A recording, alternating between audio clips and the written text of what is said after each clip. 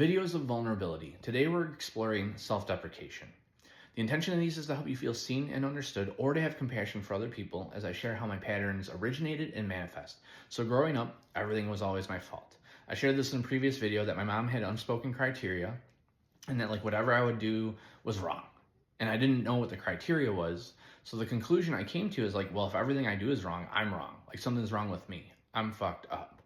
Right? That's the first piece. The second piece is my mom thrives on pity.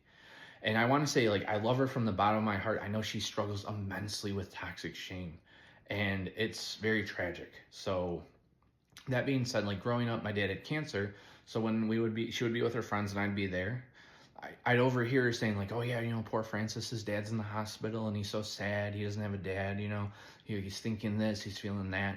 And so I'm sitting there hearing what I should be thinking and feeling that I don't. And then I'm something must be wrong with me. I must be some soulless monster because I don't think or feel those things. All I know is my dad's in the hospital. He's not here often. And we were visiting him a lot. And I'm excited to visit him. I didn't know this was wrong or bad. I'm 5. I didn't know what cancer was, right? So I started coming to the conclusion from that something's wrong with me if I'm not thinking and feeling those ways.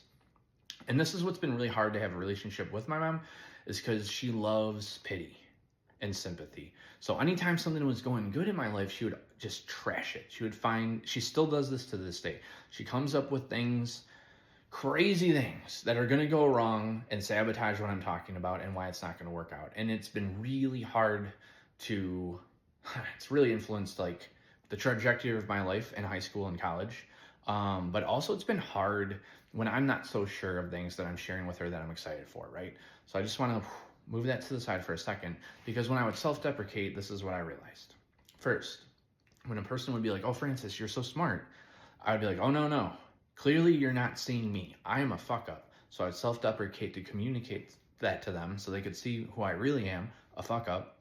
But also, that's how I was taught to get care, concern, and compassion, connection, was when the closest times I had with my mom growing up was when my life was in shambles and I came to her about it.